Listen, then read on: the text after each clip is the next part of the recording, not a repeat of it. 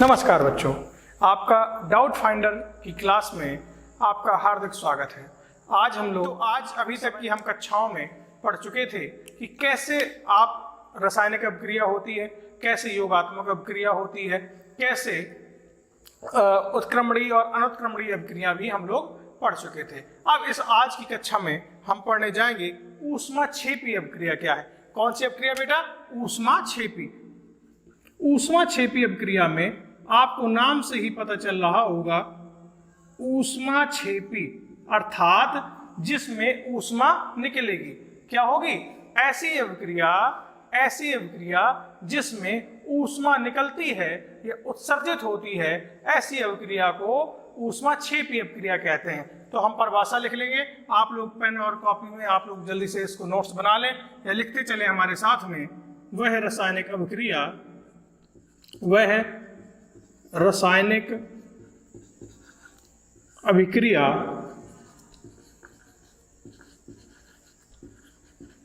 जिसमें ऊष्मा उत्सर्जित होती है,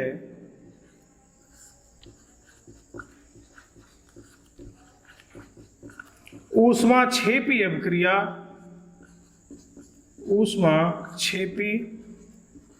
अभिक्रिया कहलाती है।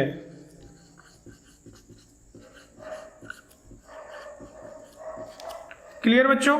तो वह रासायनिक अभिक्रिया जिसमें ऊष्मा निकलती है या मुक्त होती है, ऐसी अभिक्रिया ऊष्माक्षेपी अभिक्रिया कहलाएगी। या इसी की एक परिभाषा हम और लिख सकते हैं, अथवा करके यदि आप लिखना चाहें तो आप एक परिभाषा और लिख सकते हैं। यह परिभाषा क्या होगी कि ऊष्माक्षेपी अभिक्रिया में आप यह लिख सकते हैं कि वह रासायनिक अभिक्रिया जिसमें उत्पाद के साथ साथ ऊष्मा भी बनती है। क्या होगा?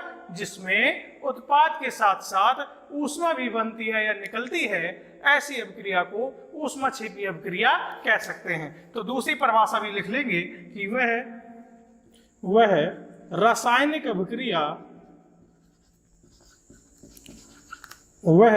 अभिक्रिया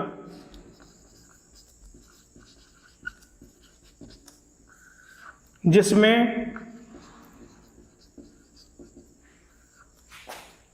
उत्पाद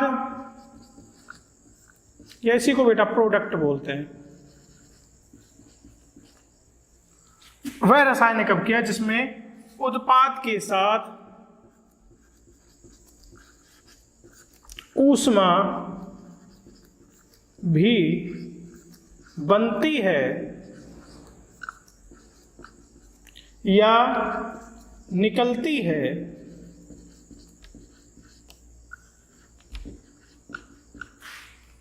उसे ऊष्माक्षेपी अभिक्रिया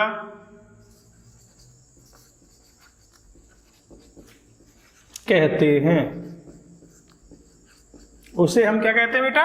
ऊष्माक्षेपी अभिक्रिया कहते हैं। फिर हम एक बार देखेंगे, वह रासायनिक अभिक्रिया जिसमें ऊष्मा उत्सर्जित होती है, ऊष्माक्षेपी अभिक्रिया कहलाती है। या इसी की हमने दूसरी परिभाषा भी पढ़ी कि वह रासायनिक अभिक्रिया जिसमें उत्पाद के साथ साथ ऊष्मा भी बनती है या निकलती है, ऐसी अभिक्रिया को हम ऊष्माक्षेपी अभिक्रिया कहेंगे। अब हम एग्जाम्पल से आपको बताएंगे। तो आप लिखेंगे C+O2 equals to CO2 plus 94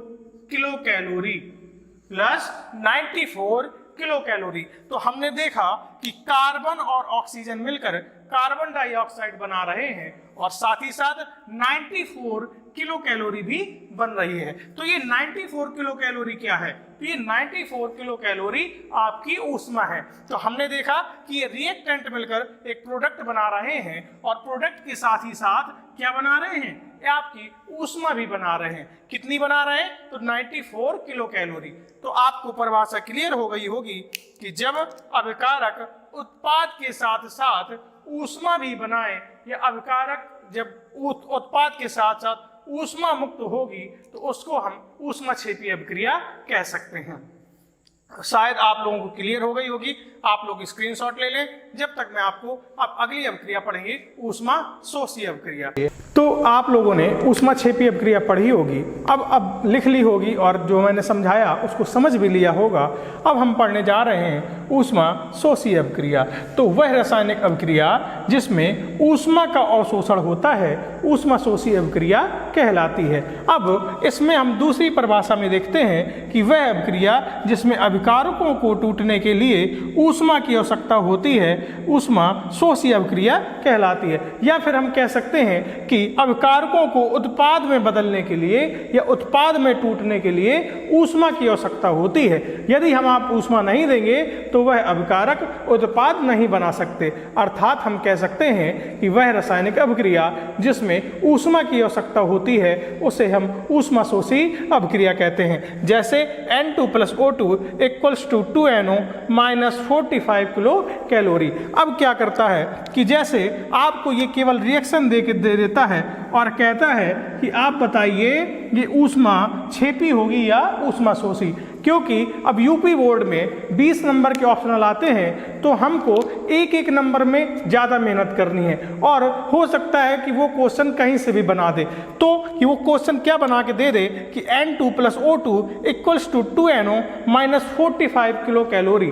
तो हमको ये दे दे और ऑप्शन दे दे कि यह अभिक्रिया होगी योगात्मक, ऊष्माक्षेपी, ऊष्माशोषी या इनमें से कोई नहीं। तो हम बिना कुछ सोचे केवल इस बात को देखकर कि -45 लिखा है अर्थात इसमें ऊष्मा की आवश्यकता होगी तो यह है ऊष्माशोषी अभिक्रिया होगी। यदि इस माइनस की जगह कोई प्लस लिख के आ जाता तो वहां पर हम कहते कि ये ऊष्माक्षेपी अभिक्रिया होगी। माइनस आएगा तो ऊष्माशोषी होगी, प्लस लिख कर आएगा तो वहां पर ऊष्माक्षेपी अभिक्रिया होगी। तो हम कह सकते हैं कि वह रासायनिक अभिक्रिया जिसमें ऊष्मा का अवशोषण होता है वह ऊष्माशोषी अभिक्रिया कहलाती है और वह अभिक्रिया जिसमें ऊष्मा मुक्त होती है, ऊष्मा निकलती है, उसे हम ऊष्माक्षेपी अभिक्रिया कहते हैं। अगली वीडियो में हम लोग आपको वियोजन अभिक्रियाएं, ऊष्मीय वियोजन, विद्युत वियोजन ये पढ़ेंगे और मैं आशा करता हूं कि आप लोगों को ऊष्माक्षेपी और ऊष्माशोषी अभिक्रिया भली भांति समझ में आ गई होगी। तो अभी तक हम लोग ऊष्माक्षेपी अभिक्रिया और ऊष्माशोषी अभिक्रिया इस वीडियो में पढ़ चुके हैं। अब हम पढ़ने जा रहे हैं वियोजन अभिक्रिया। कौन सी अभिक्रिया? वियोजन अभिक्रिया। वियोजन या अपघटन, इसमें नाम से ही पता चल रहा है वियोजन मतलब टूटना या अपघटन का मतलब भी होता है टूटना। अब बात करें कि वियोजन अभिक्रिया है क्या, तो अब इसमें हम पढ़ेंगे कि ऐसी अभिक्रिया जिसमें अभिकारक टूटकर, जिसमें एकल अभिकारक टूटकर एक से अधिक उत्पाद बनाता है। तो हम देखेंगे कि देखिए रिएक्टेंट एक है, सिंगल वन रिएक्टेंट है और जो प्रोडक्ट बन रहे हैं वो एक से अधिक बन रहे हैं। तो जब एकल अभिकारक टूटकर एक से अधिक उत्पाद बनाता है तो ऐसी अभिक्रिया को हम वियोजन या अपघटन अभिक्रिया कहते हैं। ठीक है, जैसे एग्जाम्पल में देखेंगे CaCO3 बन गया CaO + CO2 यानी कैल्शियम कार्बोनेट कैल्शियम ऑक्साइड और कैल्शियम डाइऑक्साइड में चेंज हो जाएगा। अब बात करें इससे पहले हम एक बार हमने अभिक्रिया पढ़ी थी योगात्मक अभिक्रिया। योगात्मक अभिक्रिया में क्या होता था कि दो या दो से अधिक पदार्थ जुड़कर केवल एक नए पदार्थ का निर्माण करते थे, उसमें रिएक्टेंट जुड़ते थे, लेकिन इसमें अपघटित हो रहे हैं यानी अलग अलग हो रहे हैं। तो जो रिएक्टेंट हैं वो दो प्रोडक्ट बना रहे हैं। और जो हमने योगात्मक पढ़ी थी, योगात्मक अभिक्रिया में हमने पढ़ा था कि दो रिएक्टेंट मिलकर एक प्रोडक्ट बनाते थे, लेकिन इसमें एक रिएक्टेंट दो प्रोडक्ट बना रहा है अर्थात एक जो अभिकारक है वह दो उत्पाद के रूप में टूट रहा है यानी अभिकारक टूट रहा है।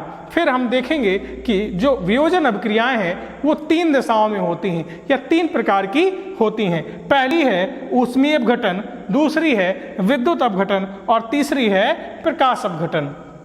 ठीक है, तो वियोजन अभिक्रिया हम एक बार फिर कहेंगे क्या होती है, तो वह क्रिया जिसमें एकल अभिकारक एक से अधिक उत्पाद बनाता है, वह अभिक्रिया जिसमें एकल अभिकारक टूटकर एक से अधिक उत्पाद बनाता है, ऐसी अभिक्रिया वियोजन अभिक्रिया कहलाती है। एग्जाम्पल फिर देखेंगे, CaCO3 टूटकर ये क्या है, हम आपको बता चुके हैं कि लेफ्ट हैंड साइड, जो लेफ्ट हैंड साइड होता है, ये इसको हम क्या बोलते हैं बेटा, रिएक्टेंट।